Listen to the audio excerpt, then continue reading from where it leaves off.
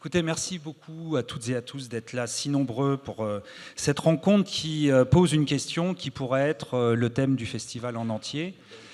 Et si vous voulez, la première réponse que j'apporterai à cette question, c'est votre présence, donc qui nous réchauffe le cœur et qui montre bien que la littérature a quand même une place importante encore dans notre société, ou en tout cas que lorsqu'on la place au centre de l'attention, eh bien, elle peut nous aider à répondre à des questions. Cet après-midi, pour débattre de cette large question, trois auteurs. Je vais commencer par vous, Claire Fuller. Claire Fuller, vous êtes anglaise, vous êtes née dans l'Oxfordshire, vous êtes publiée en France depuis 2015. On peut citer Les Jours Infinis, Un mariage anglais et L'été des oranges amères. Tous ces livres ont été publiés dans la collection La Cosmopolite chez Stock et traduits par Mathilde Bach. Votre dernier livre, Terre fragile, qui est un livre que j'ai beaucoup aimé, brosse le tableau d'une Angleterre oubliée.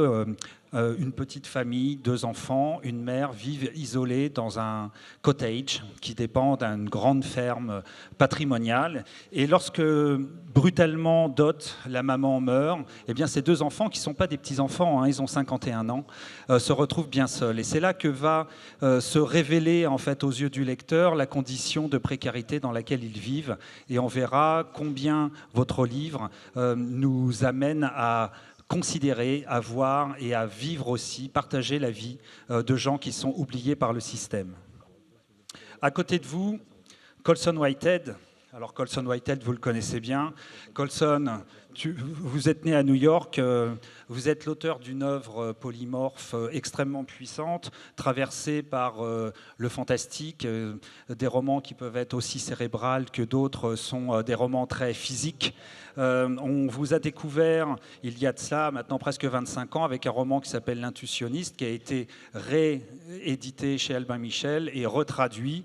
De la place que peut prendre une inspectrice des ascenseurs jusqu'à aujourd'hui, le portrait que vous brossez de Harlem entre les années 60 et les années 80, qui sera l'époque du prochain roman que vous publierez, eh bien, on vous doit un roman de formation, d'essence assez autobiographique, qui s'appelle Saga Harbor, un roman fantastique et post-apocalyptique qui s'appelle Zone 1, une histoire de zombies. Et puis les 2 romans qui vous ont rendu extrêmement célèbre en France, Underground Railroad et Nickel Boys, qui ont reçu tous les 2 le prix Pulitzer, ce qui fait de vous un écrivain dans le top 5 des grands auteurs américains, puisque 5 auteurs seulement ont reçu ces 2 prix consécutivement pour 2 livres. Harlem Shuffle, le premier volet de cette saga sur Harlem, a révélé un autre talent que vous aviez dans votre botte, qui est celui de créer une sorte de comédie sociale qui tire vers le roman noir, mais qui en même temps nous fait vivre ce qu'a pu être cette ville de Harlem depuis 1960, avant les grandes transformations de la gentrification, et nous met en présence de personnages tout à fait étonnants. Ces livres sont traduits par Charles Recourcé. Et puis, au bout du canapé, Stephen Markley, qui s'est fait connaître en France par un roman qui s'appelle Ohio, publié chez Albin Michel, traduit par Charles Recourcé, on le retrouve encore. Roman extrêmement puissant qui se déroule pendant une nuit et qui va être le révélateur de l'abandon par les États-Unis d'une partie de sa jeunesse entre les attentats du 11 septembre et la fin de l'engagement des États-Unis dans les guerres extérieures en Afghanistan et en Irak. Roman extrêmement puissant, extrêmement noir aussi, qui laissait entrevoir un immense talent dont nous avons eu la confirmation par ce formidable roman qui est Le Déluge. Alors, comme je n'ai que 2 mains, ça m'est difficile de tout montrer, mais je pense que vous l'avez identifié. Roman de 1000 pages qui dresse une fresque absolument hallucinée qui, des années 2010 jusqu'aux années 2040, montre la dérive dans laquelle notre monde est emporté. Grand roman politique, roman choral, plusieurs personnages vont être les porte-voix en fait de toutes les composantes de la société. Vous êtes un écrivain absolument unique et c'est certainement la manière la plus forte de montrer combien notre monde est aux prises avec des changements majeurs. Écoutez, la première question que j'aurais envie de vous poser, c'est lorsqu'on écrit des œuvres comme celle-ci, à qui on les destine? Lorsqu'on écrit, est-ce qu'on a une idée des gens qui vont être les destinataires de ces livres? Well, when I started writing, I thought my ideal reader would be a 16-year-old black weirdo who comes to my event and says, oh, here's a weirdo, maybe I can write as well. Bref, ma première idée quand j'ai commencé à écrire, c'était de me dire, mon lecteur type, c'est un petit rigolo de 16 ans, un dingo de 16 ans, et qui se dirait en ouvrant ce livre, ah tiens, il écrit comme moi, peut-être que je peux écrire aussi. But it turns out that 16-year-olds don't go to a lot of book events.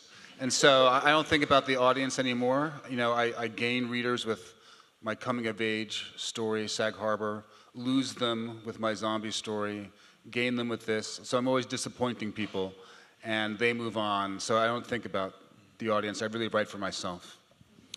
Et en fait, malheureusement, les jeunes dingos de 16 ans ne fréquentent pas beaucoup les événements littéraires.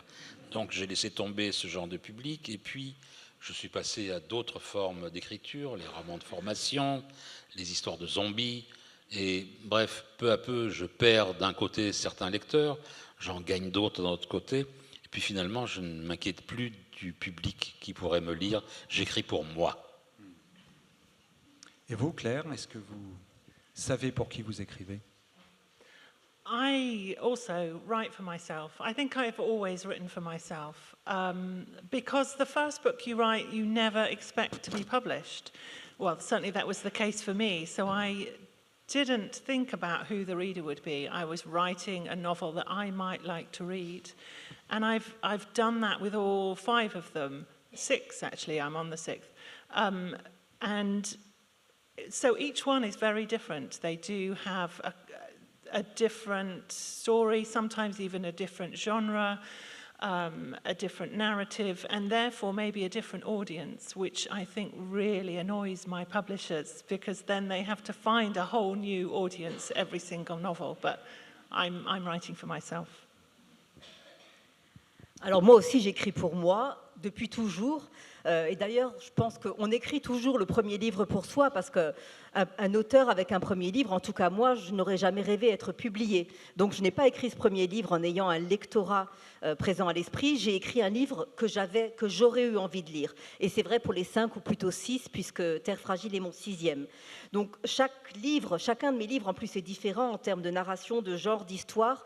Donc chacun est destiné à un public différent, ce qui ennuie beaucoup mon éditeur français, ou tous mes éditeurs d'ailleurs, parce qu'à chaque fois, il faut aller chercher un nouveau public, mais ça, c'est son problème. Yeah, anybody who's willing to pay for my writing, I'll take your money. Moi, j'écris pour quiconque est disposé à acheter mes livres. I think, I sort of, as I think about my career more, yearn to be one of those authors that I encountered as a young person, whether it was Stephen King or Kurt Vonnegut or later James Baldwin, where you just get your hands on one, and then you cannot wait to read everything.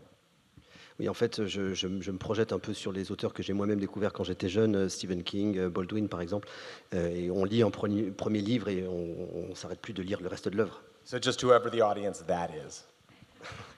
Et peu importe en fait qui lit, moi j'écris pour tout le monde. Alors quand on publie un roman de 1000 pages qui va plonger en fait dans un monde que nous connaissons mais dont nous mesurons en tout cas pas l'ampleur, mais dont nous ne voulons pas toujours voir la réelle nature. Vous présentez un monde très contemporain, un monde aux prises avec différentes crises, crise politique, crise climatique, crise sociale. C'est un monde aussi qu'on connaît par certains aspects au quotidien, un monde où certaines des pratiques culturelles que nous avons toujours eues sont aujourd'hui remises en question par d'autres objets qui ont fait irruption dans notre quotidien depuis une quinzaine d'années, des téléphones portables qu'on appelle smartphones, qui sont des téléphones dits intelligents, une production numérique très abondante. Selon vous, est-ce que écrire aujourd'hui un roman de 1000 pages dans un contexte où le temps de lecture se réduit est quelque chose de raisonnable ? something this big is reasonable in today's world, in today's digital world? Yeah, I mean, I don't think you choose the length of the novel, it sort of chooses you. And this was the story I had to tell. It was actually significantly longer. It was 1,500 pages when I finished it. And I had to cut about a third. Go ahead. Oui, on ne choisit pas forcément la longueur du livre qu'on écrit, c'est plutôt la longueur du livre qui nous choisit, nous, écrivains. Où, en fait, au début, mon livre faisait 1500 pages et j'ai dû en enlever un bon tiers. But with writing a book that long, you know, you have to sort of say to yourself, this has to carry the reader along with it. Like, it has to pick them up and just, you know, sort of not let go of them until the last page. And if you can do that successfully, then you win. And so many of the books I've loved, those massive books, it's like you get through the 1,000 pages and you sort of wish it was longer. Oui, en fait, ce qu'il faut toujours avoir à l'esprit quand on écrit quelque chose de très long, c'est qu'il faut que ça attrape le lecteur dès la première page et que ça ne le laisse pas partir jusqu'à la dernière page incluse. Et si on arrive à faire ça, c'est gagné. Moi, il y a des livres de 1000 pages que j'ai adorés de bout en bout. Ce qui m'a interpellé dans votre livre, Claire, c'est que les personnages qui l'habitent vivent dans un monde qui est, en tout cas pour eux, dépourvu de technologie.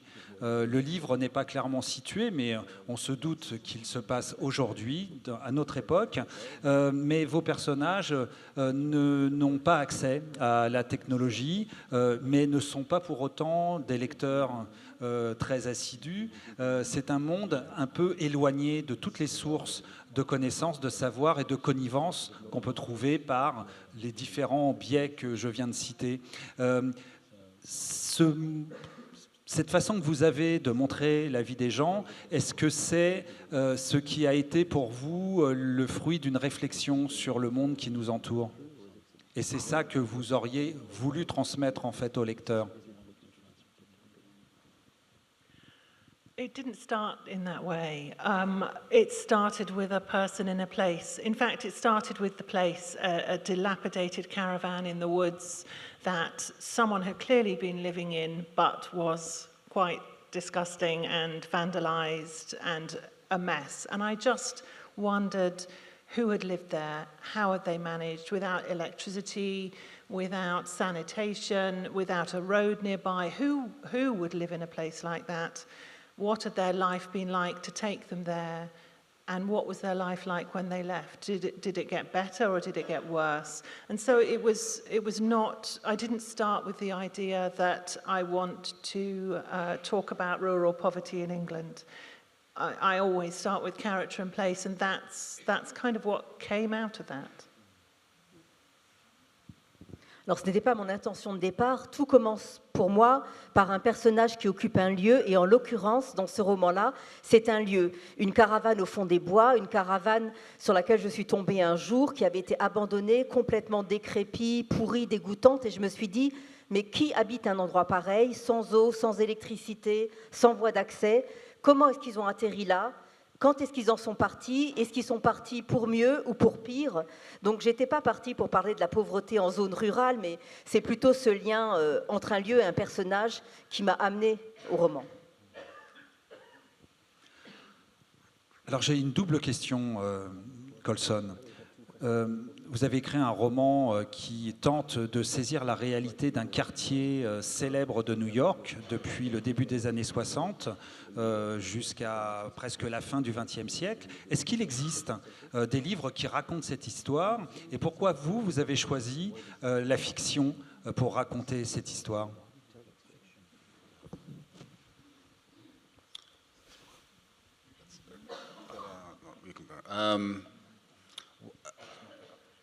As opposed to nonfiction, I write fiction, so I didn't have much of a choice. There's no model I was thinking of. I started with one heist story, and I kept coming up with more and more capers and jobs for my hero, Ray Carney. So the first book became 3 stories in one, and I kept coming up with more, so I thought, oh, 2. But then what's a trilogy? We all know what a trilogy is, so trilogy doesn't make sense, so I decided to make it 3 books. Moi, j'écris pas de non-fiction, donc il me reste la fiction. Je n'avais pas tellement le choix. En fait, je n'avais pas véritablement de modèle. J'ai commencé par écrire des histoires criminelles, et puis j'ai décrit la vie de Ray Carney, et puis il s'est retrouvé en fait que ça faisait 2 volumes, et je me suis dit, mais une duologie, ça n'existe pas, donc il faut que je fasse une trilogie. Et ben voilà, on est en route vers la trilogie. And then I guess the first book would be Act 1, and then the second book is Act 2 and Act 3. So it's a very complicated structure. And I guess my platonic model of a trilogy would be, given my age, the Star Wars trilogy. And you don't want to go with Star Wars, and then Empire is better, and then Return sucks. You want to go Star Wars, Empire, Empire, or Empire Plus.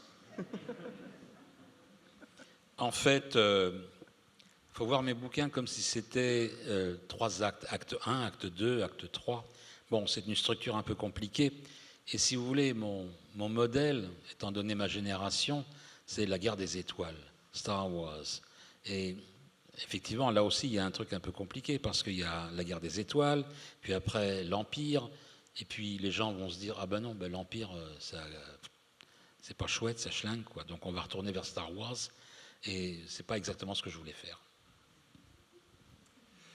Le début du déluge nous propose d'entrer dans la vie d'un personnage qui s'appelle Tony, qui est un grand scientifique dont l'objet d'étude peut paraître obscur, mais absolument capital pour comprendre le changement climatique qui vient.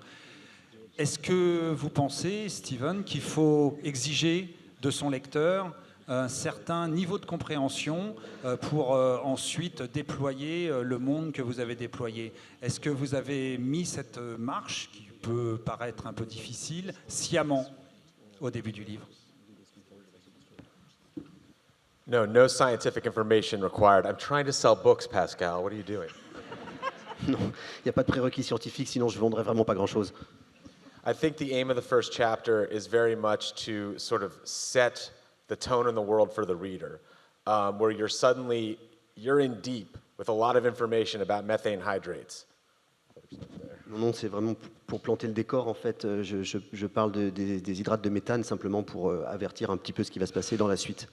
Methane hydrates being these molecules trapped in the deep sea and ice that, as the world warms, if we melt them, could trigger this enormous feedback loop and essentially fry the planet in relatively short order.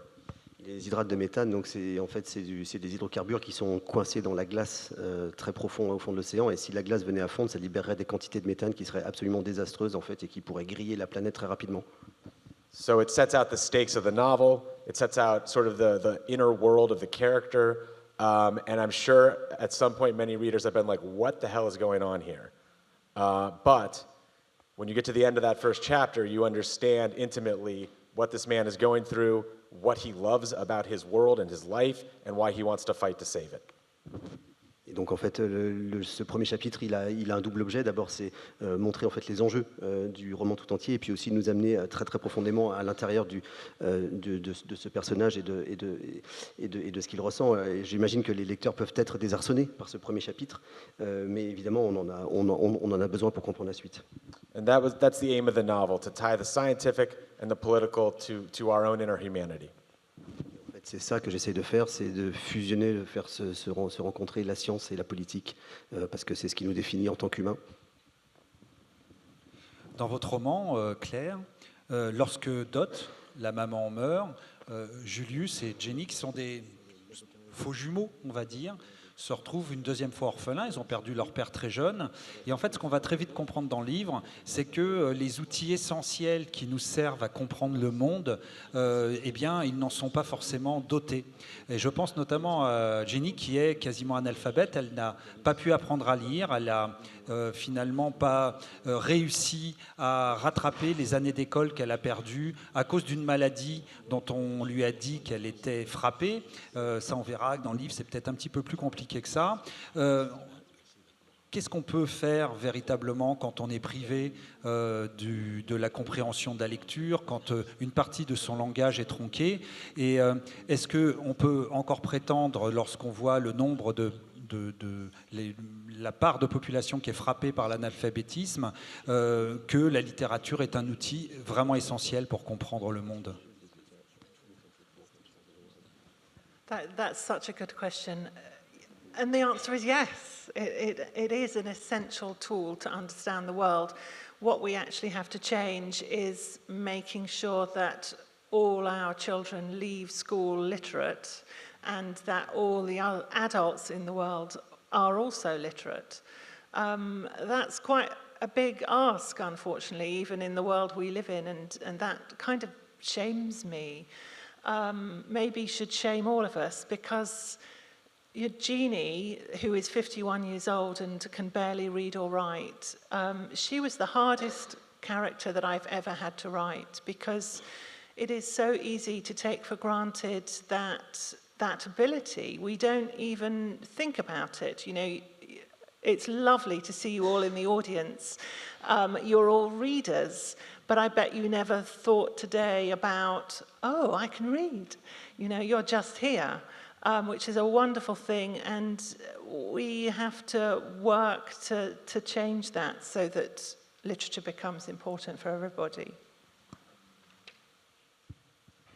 Oui, c'est une excellente question et je dis oui, j'y réponds oui, la littérature est un outil essentiel, mais il faudrait faire en sorte que tout le monde y ait accès, que tous les enfants quittent l'école en sachant lire et écrire, que tous les adultes du monde sachent lire et écrire, et ça c'est une tâche ardue. Moi j'ai honte de la situation, on devrait tous avoir honte du fait qu'autant de gens soient analphabètes, et ce personnage de Ginny qui a 51 ans, qui ne sait ni lire ni écrire, c'est certainement le personnage le plus difficile que j'ai eu à composer, parce qu'en fait on tient tous pour acquis le fait de savoir lire et écrire, c'est normal comme de respirer, et c'est super de voir un public ici, vous êtes tous des lecteurs, je suis sûre que vous n'êtes pas levés ce matin en vous disant « c'est merveilleux, je sais lire », alors qu'en fait ce n'est pas inné, ce sentiment de savoir lire, et il faudrait faire en sorte que ça change pour que tout le monde ait accès à la littérature.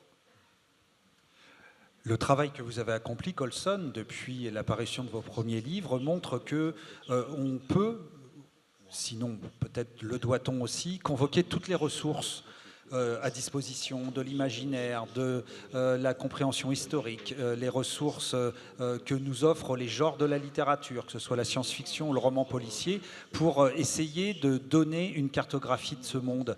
Est-ce que vous n'avez jamais ressenti, vous, de frontières indépassables?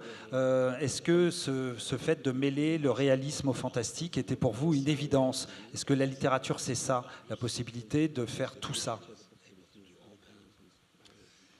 Yeah, I mean, it made perfect sense to me when I was starting the book. You pick the right tool for the job, and sometimes that's realism, sometimes that's fantasy, sometimes that fantastic element is allegory, sometimes it's science fiction. But whatever the story demands is what you bring to the task. Oui, ce qui est important, c'est le sens. En fait, il faut choisir l'outil pertinent pour ce que vous avez à dire. Parfois, c'est du réalisme, parfois, c'est du fantastique. Et si c'est du fantastique, parfois, c'est de la science-fiction, ou alors tout simplement de l'allégorie. Il faut véritablement choisir le bon outil pour parvenir à son but. I guess there are rules, I've never heard them. I guess a literary writer is not supposed to write a zombie novel, but I did. If you write a historical novel, maybe you shouldn't use fantastic elements as in Underground Railroad, but I did. Am I going to get kicked out of the Historical Novelist Writers Union? Hillary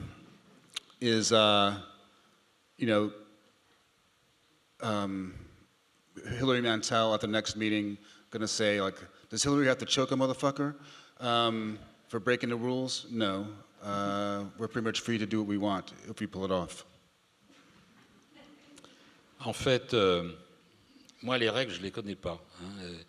Je sais simplement quelqu'un qui s'occupe de littérature classique ne va pas pondre un roman de zombies. Quelqu'un qui s'occupe de romans historiques ne va pas faire du fantastique. Et c'est pourtant ce que j'ai fait avec Underground Railway. Et bon, moi, je me suis fait vider d'un syndicat d'écrivains historiques. Puis après, je suis passé à autre chose. J'ai demandé bah, qu'est-ce qui va se passer si j'écris en dehors des règles? Est-ce qu'on va me tordre le cou? Puis on m'a dit, ben non, on fait ce qu'on veut, quoi, ici. And I realized that Hilary Mantel passed away, but that was the first name that occurred to me. I apologize to anyone who was really close to her.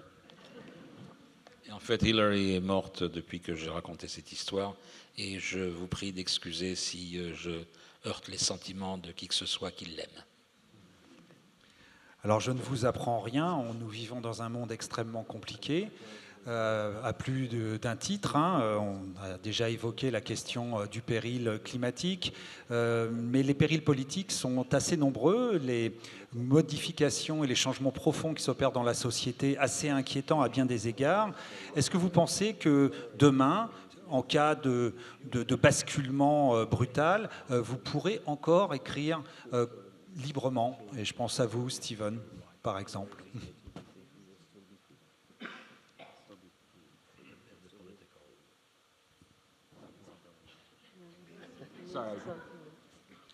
Si le vent politique tourne violemment, est-ce que vous pensez que vous pourrez encore exercer cette profession d'écrivain? Écrire librement? It's a Trump question. Okay, yeah. I hope so. I don't think any of us really know what tomorrow brings, but you know, I have no choice but to keep on doing the work that I find important. Like I said earlier, it's this thing calls to you, it chooses you. You don't really choose it. Je sais pas, hein. Évidemment, j'en suis réduit à espérer. Moi, j'ai pas d'autre choix, en fait. Je sais faire que ça, et c'est pas moi qui ai choisi d'écrire, c'est l'écriture qui m'a choisi d'une certaine manière. And what, to me, fiction has the ability to do, that's something that nothing else does, no other art form, is to render that psychological acuity. You know, like thinking about Coulson's work, it's that like sort of ferocious historical imagination. And, you know, in writing The Deluge, I hope to bring to it that psychological acuity about what it will be like to live in the future. Ce que la fiction, à mon avis, peut accomplir, à mon avis, rien d'autre, aucun autre moyen ne le permet. En fait, c'est de rendre, c'est de donner à comprendre cette acuité psychologique qu'on retrouve par exemple dans les bouquins de Coulson. Alors lui, dans un livre historique, et moi j'essaye de faire ça aussi dans le Déluge, c'est de rendre cette acuité psychologique pour comprendre ce que sera le monde de demain. And what you just hope that does is that it builds within both yourself, the writer, and hopefully the reader, bit by bit, that empathy, that sense of other people's humanity, and sort of our shared sense of purpose and collective hope about what world we're trying to live in and build. Et c'est quelque chose, à mon avis, qui se vérifie du côté de l'auteur, mais aussi, j'espère, du côté des lecteurs, ces sentiments qui font que nous sommes humains, l'empathie, l'humanité envers les autres, et le fait d'œuvrer avec un but commun qui sera de construire le monde de demain. Et vous, Claire, ce monde de demain, il passe par le temps que l'écrivain consacre à des vies qui ne ressemblent pas aux nôtres?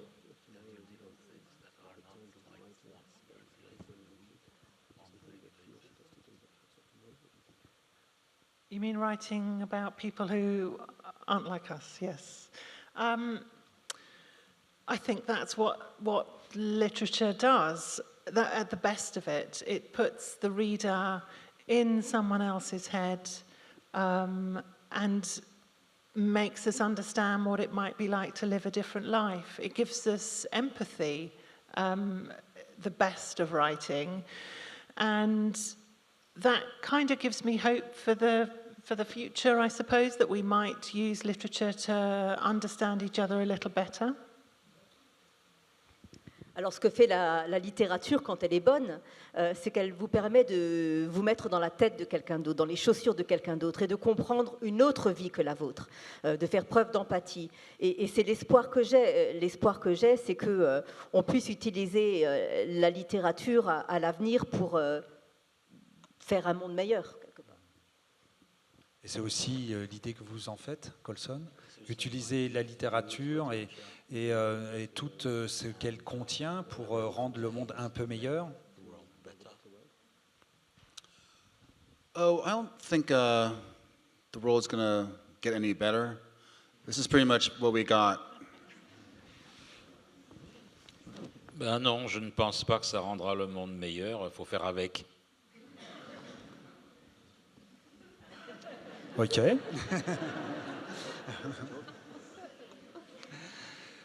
Alors, je le disais en introduction, la littérature est quand même fortement rendue compliquée dans sa pénétration dans la société. Les gens ont de moins en moins le temps de lire. On est captivé par des fils infos, par des séries qui sont extrêmement bien écrites. Est-ce qu'on est tenté d'intégrer cette donnée lorsqu'on écrit? Lorsqu'on compose un roman, est-ce qu'on se demande si ce roman va satisfaire les besoins du lecteur d'aujourd'hui?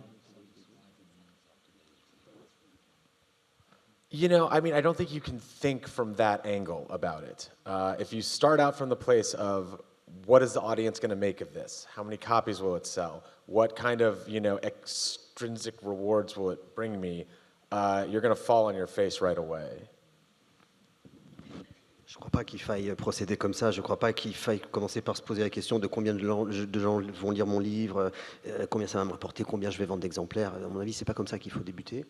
So the reason I write is because, it's an intrinsic reward. It's like every day I sit down at my laptop and for 2 to 3 hours I travel somewhere and I, go on this journey or a piece of this journey that I can't get any other way. And it's my favorite thing about being alive. I'm not even joking. Like, nothing else does that. En fait, la gratification, la récompense, elle est intrinsèque, elle est dans le fait même d'écrire 2-3 heures par jour. Je m'assieds à mon ordinateur et ça me fait voyager. Et c'est une forme de voyage qui est irremplaçable. En fait, c'est vraiment ce que je préfère dans la vie. Il n'y a rien qui arrive à la cheville de ça pour moi. And so my only hope can be that all the passion I pour into that and all the work and all the effort and all the just, the collecting I do of humanity in my little brain that I then project onto the page will eventually reach someone else. And maybe they'll feel a tenth of what I get to feel in the process of writing that novel. Et j'espère que les lecteurs que j'ai ressentent au moins 10%, ne serait-ce que 10% de toute la passion, de tout l'effort, de tout le métier que je mets dans le fait d'écrire et qu'ils ressentent ce condensé, ce concentré d'humanité que j'essaie de projeter sur la page. On a pu, par le passé, peut-être un peu moins aujourd'hui, avoir des dirigeants du monde qui étaient des grands lecteurs. Et l'un des présidents américains est devenu extrêmement célèbre. Le président Obama publiait tous les ans, il le continue encore aujourd'hui, la liste de ses lectures préférées de l'année. Je crois d'ailleurs, Colson, que vous avez fait partie de ces lectures favorites du président Obama. Est-ce qu'on peut se demander si ces lectures ont été influentes dans ses décisions, si elles ont finalement servi à quelque chose dans sa politique? I haven't talked to Obama, or O, as I call him, in this, our intimate acquaintance. Écoutez, je peux vous dire que je n'ai pas parlé avec Obama. Moi, je le surnomme O. Et c'est pas un ami intime, quoi. But, it was always a lovely thing to have a president who knew how to read.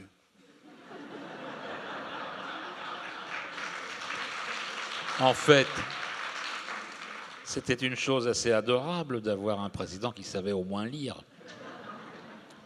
It's probably an important part of your day in the presidency. So I hope the next president will continue that tradition. Je pense que la lecture était une partie importante d'une journée présidentielle, et j'espère que le président suivant continuera cette routine. Est-ce que l'idée d'être adapté au cinéma fait partie des choses qui vous intéressent, ou est-ce que vous vous détachez totalement de l'idée qu'un film puisse être traduit en images après que vous l'ayez écrit? Autrement dit, est-ce que vous restez attaché aux livres que vous avez écrits ou est-ce que vous les laissez à disposition ensuite d'autres créateurs qui pourront en faire autre chose? Steven? I mean, I haven't found out yet, but I hope to someday. Je n'ai pas encore la réponse, j'y travaille. just the pleasure of being enormously disappointed with your adaptation sounds really fun. Je suis impatient d'éprouver cette forme de plaisir qui est d'être très très déçu par l'adaptation au cinéma de mon bouquin.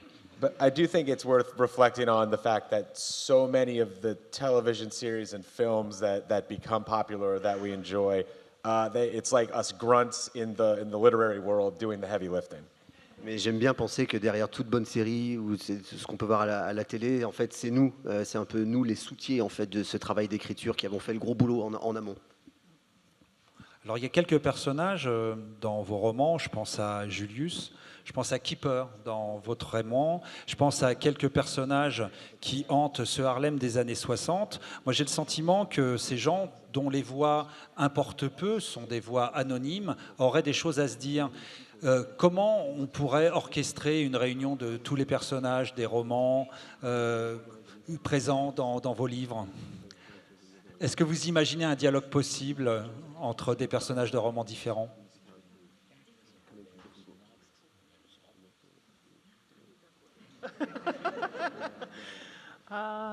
Maybe we should go back to the movies idea and take those three characters, make a film of them together. And I don't know. Well, they could go on a road trip across America, Yeah, discover themselves. Let's invent something now. Alors, ou on prend tous des personnages et on en fait un film, ou alors on part en road trip tous ensemble, ça c'est une autre idée.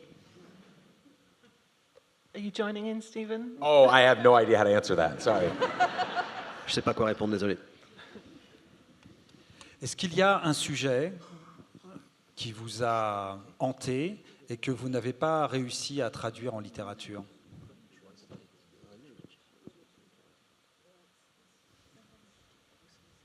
Well, I mean, I got the idea for the Underground Railroad in 2000, the year 2000, and I thought it was a great idea, but I was not mature and old enough to write about slavery, and I didn't think I was a good enough writer to pull it off in a technical sense.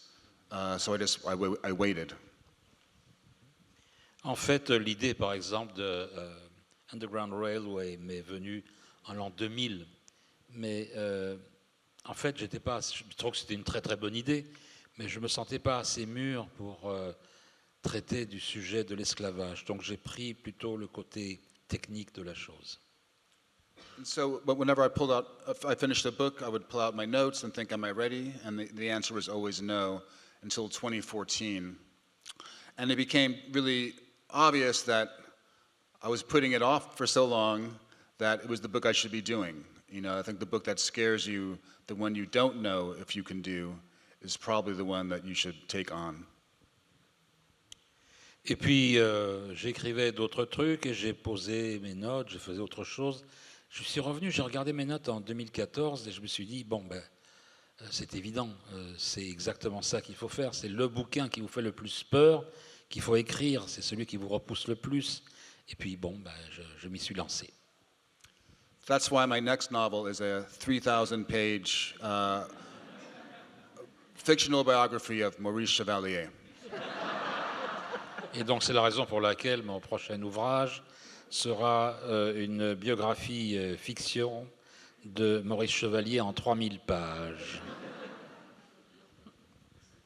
La même question pour vous, Claire.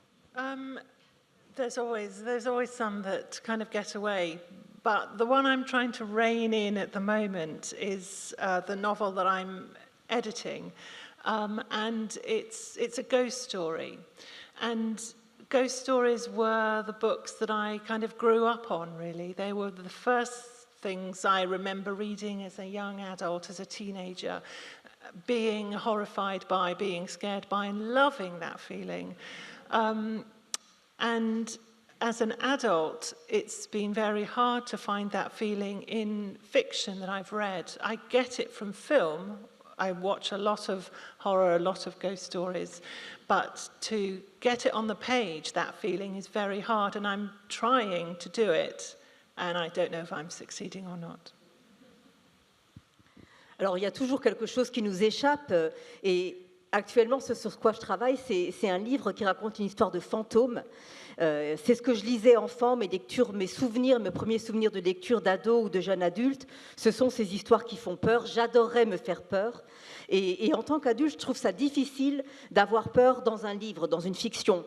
Alors j'y arrive au cinéma, je regarde beaucoup de films d'horreur, des histoires de fantômes, mais à l'écrit, c'est ce que j'espère parvenir à faire, avoir peur à l'écrit.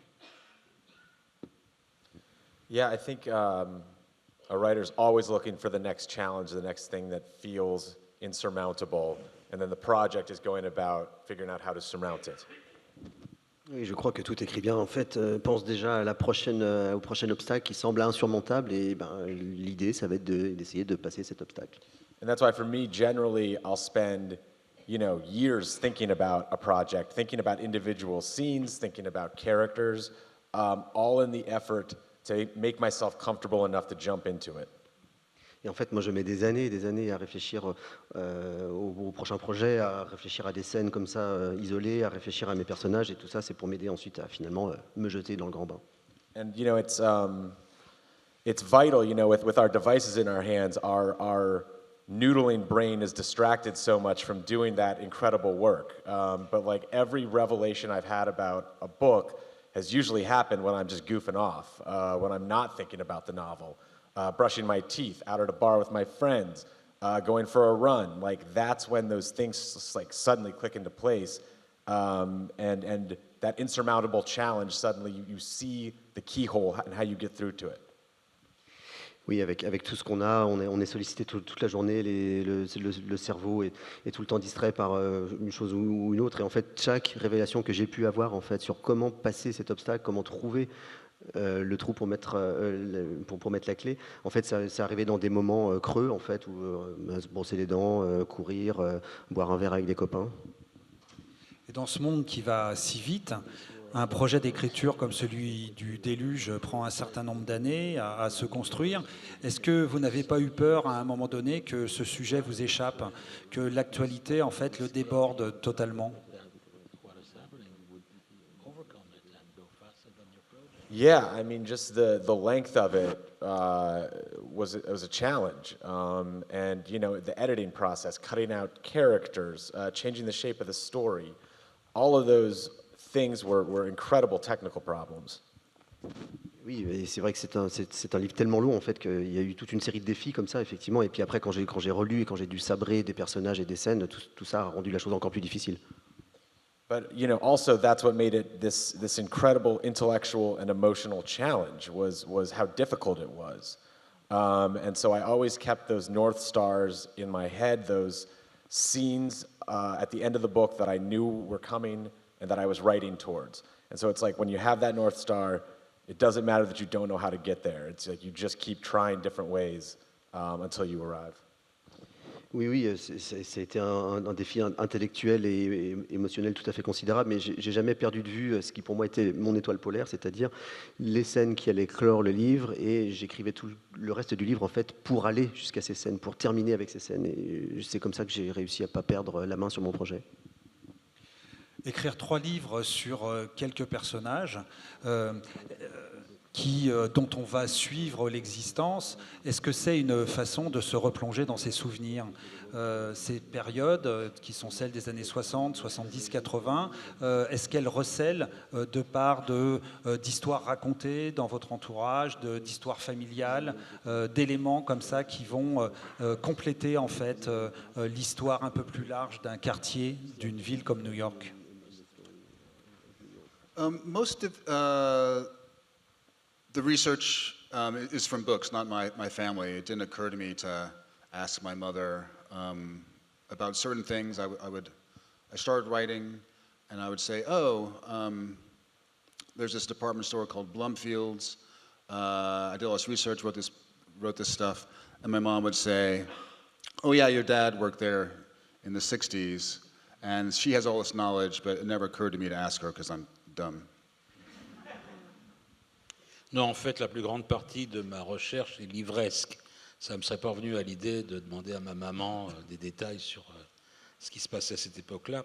Et puis, à un moment, j'ai traité d'un grand magasin qui s'appelait Bloomfield à l'époque, Et puis, ma mère m'a dit, si, ton papa, il a travaillé là-bas dans les années 60. Mais là, c'était trop tard, j'avais fini le bouquin. But you know, there's a lot of great resources. Obviously, mid-century modern furniture plays a big role, and it turns out that no matter what you can think of, someone has put it on Pinterest. And so on Pinterest, there are vintage catalogs from the 1950s and 60s, and you can go and I like to steal adjectives and nouns and verbs from stuff like that. Non, mais ça manque pas de ressources, hein, parce que, par exemple, en ce qui concerne le mobilier des années 50-60, quoi que ce soit que vous puissiez rêver, vous l'avez sur Pinterest, sur le site internet Pinterest. Il y a toujours quelqu'un qui aura mis quelque chose là-dessus. Et il y a les catalogues. Et moi, j'ai pas hésité, j'ai pris les noms, les adjectifs, les verbes, tout ce que vous voulez, de ces catalogues qui se trouvent sur Pinterest. The section I'm writing now takes place in 1983, and so the book is almost catching up to my life. But I was going to like CBGBs when I was 16. Ray Carney and the 60-year-old criminals in the book don't really go to a lot of places where I was hanging out. En fait, le troisième tome arrive aux années 80-83, c'est-à-dire qu'il me rattrape quasiment. Et moi, quand j'étais gamin, j'allais à CBGB. Et Ray Carney, mon personnage, et les autres petites frappes qui sont dans la cinquantaine, soixantaine, ils vont dans des endroits qui étaient les leurs à peu près, mais qui étaient du même tonneau. So I have to make it up, which is the fun part anyway. Mais finalement, je dois l'imaginer. Et ça, c'est la partie marrante, finalement. Lorsque vous avez écrit Terre fragile, Claire, est-ce que vous avez eu tout de même si vous écrivez d'abord pour vous, eu l'ambition de réduire une fracture, de combler un vide? Yeah, once I realised that this book was going to be about rural poverty in England, I first of all, when I write, I always want to go and find out what novels have been published around that subject. So I looked for fiction that was set in the contemporary world that was about rural poverty in England, and I couldn't find any. And that really surprised me, really shocked me, and made me want to write the book. Oui, donc quand j'écris, en fait, je savais que je voulais écrire sur la pauvreté et la précarité en zone rurale en Angleterre. Et quand je prépare un livre comme travail de recherche, je commence par lire tous les romans, toute la fiction écrite sur le sujet. Et je me suis rendu compte que dans les œuvres de fiction contemporaine, il n'y avait rien sur la pauvreté rurale en Angleterre. Et ça m'a donné d'autant plus envie d'écrire sur ce sujet. So I knew nothing about rural poverty. I'm in a very privileged position. I live in the countryside, but I am not poor.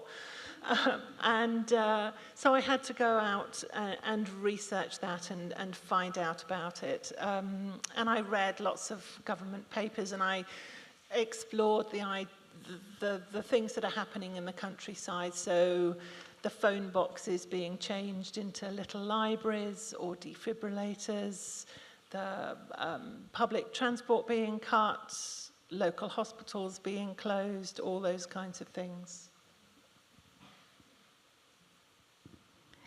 Et donc, comme je ne connais rien sur le sujet, j'ai beau vivre à la campagne, je suis loin d'être pauvre, j'ai fait un grand travail de recherche, j'ai commencé par lire tous les documents officiels, les rapports sur le sujet, et j'ai analysé les événements comme le fait qu'il n'y a plus aujourd'hui de cabines téléphoniques et qu'elles sont transformées soit en boîtes à livres, soit en défibrillateurs, l'absence de transport public, la fermeture des hôpitaux en zone rurale. Je me suis penchée sur tous ces sujets.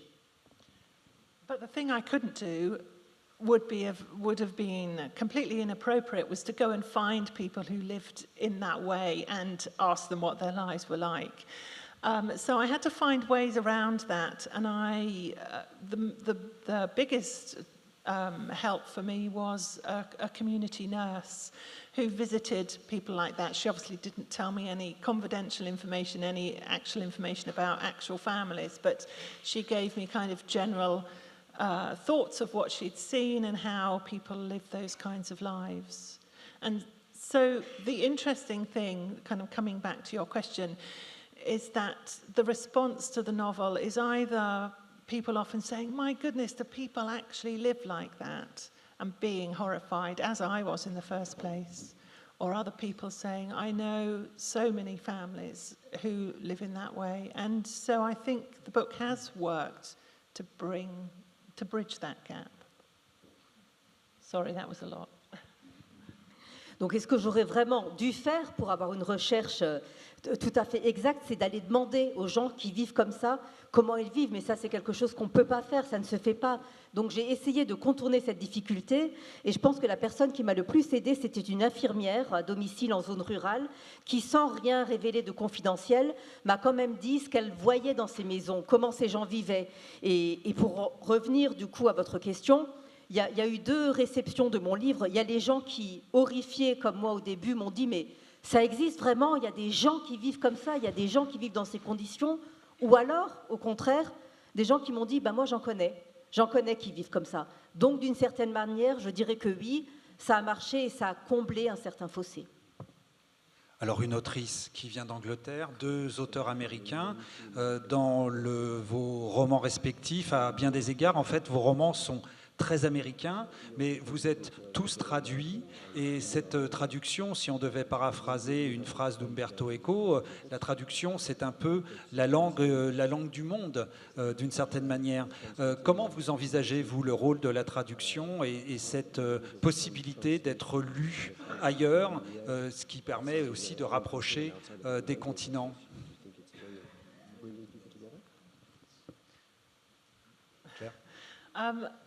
My publisher in France very kindly took me out to dinner on Thursday night, and I met my translator for the first time. And it was amazing to meet her in real life. She has translated all of the first 4 novels, which are in French. And she also was very excited to meet me because she felt like she had been in my head for 11 years. And it was an extraordinary moment and wonderful. And I don't speak or read any other languages, and I am sad about that, but that's how it is. But it's wonderful to know that my novels reach all sorts of people across all sorts of countries. And I get messages from people, I don't know, from all sorts of countries saying that they've read my books and it's touched them and it's moved them, and that can only be a lovely thing.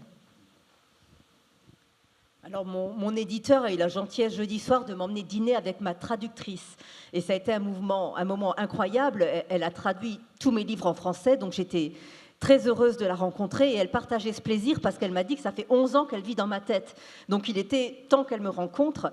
Moi, je ne parle que l'anglais et j'en suis triste, mais je trouve ça extraordinaire que par le truchement de la traduction, j'arrive à toucher des publics si différents, dans des pays si différents, des continents, et je reçois des messages de partout, des messages qui me disent qu'ils ont trouvé mon livre émouvant. Donc quelque part, oui, c'est formidable et c'est agréable de recevoir ces messages.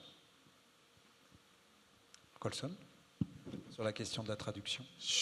Yeah, I mean, I was just thinking about some of my longer books and how I used to apologize to the people who do the audiobook or translate it because it seemed like such a big... I was like apologizing for the books being long and probably boring in places. En fait, oui, et quand on en vient à mes livres, à mes ouvrages les plus longs, eh bien, je pensais, en les priant de m'excuser, aux gens qui devaient les lire pour faire les livres audio et à ceux qui devaient les traduire. Donc oui, je pense à eux.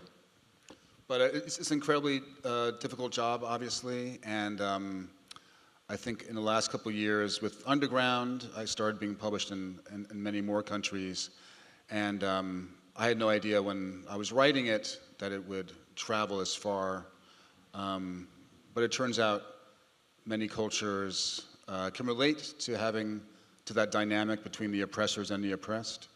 I think when I was writing it that the French resistance had an analog with abolitionists, and those are the sort of cultural connections you don't think about when you're writing. En fait, quand j'ai publié Underground, ce livre a été traduit dans beaucoup plus de langues et je me suis rendu compte que ça pouvait voyager, que dans différentes cultures, malgré les différences de culture, on pouvait tout à fait comprendre ce que c'était qu'un oppresseur et un opprimé. Et que, par exemple, en France, toute l'idée de la résistance, eh bien, elle pouvait très bien comprendre ce qu'étaient les abolitionnistes. Et donc, ça fonctionne. Yeah, I mean, I think one of my absolute favorite parts of, whatever bite-sized piece of success I've had is being translated into different languages, especially French. I got to actually live in Vincennes for 3 months in 2022 because of Ohio, just down the street. And it was just the most wonderful experience. I think somehow my French speaking skills got worse. They went from a 0 to a -3. But yeah, it's just even today, like people coming up to me and saying they loved Ohio. They loved it. It's incredible. Sorry. Ramble on more. Ouais. Moi, ce que j'adore, effectivement, c'est de savoir que je suis traduit, alors notamment en français, parce que en 2022, justement, j'ai eu la chance de pouvoir vivre 3 mois à Vincennes à la sortie du livre Ohio. Il y a des tas de gens qui m'arrêtaient dans la rue pour me dire qu'ils avaient adoré mon bouquin. Bon, ma maîtrise du français est passée de 0 à quelque chose de négatif, probablement, donc ça, là-dessus, j'ai pas gagné, mais j'ai vraiment adoré cette opportunité. And over the course of 2 novels, working with my translator, Charles, who's also a Colson's translator, I've gained such an appreciation for what an incredible skill that is. Honestly, like taking some of the idioms, the jargon, all of this like strange language I play with, and translating it in a way that French readers then come up to me and are like, "This is magnificent." Like that is a talent. And so I guess like that's the sort of what I've learned about that process is, it requires the author to come up with the book, but that translator has to nail it too. Et c'est vraiment avec ces 2 romans qui sont traduits par le même traducteur que celui de Colson, Charles Recourcé. Et quand j'ai rencontré enfin ce traducteur, j'ai pu mesurer en fait les savoir-faire et même le talent qu'il faut avoir pour traduire ce que moi j'écris. Moi j'écris, c'est difficile, mais il faut que le traducteur aussi arrive à s'en sortir, et notamment avec mon usage de certains dialectes ou de certaines formes de jargon en fait. C'est vraiment pas facile du tout.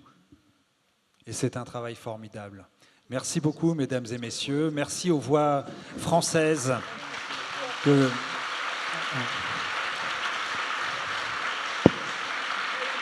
Michel Zlotowski pour Colson Whitehead, Rachel Brévière pour Claire Fuller et Julien Audin pour Stephen Marclay.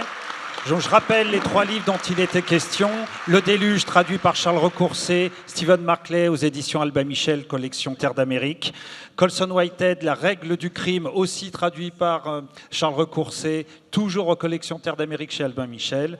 Et enfin, Terre fragile, traduit par Mathilde Bach, collection La Cosmopolite chez Stock, signé Claire Fuller. Merci à toutes et à tous. Et vous retrouverez les auteurs sur le salon.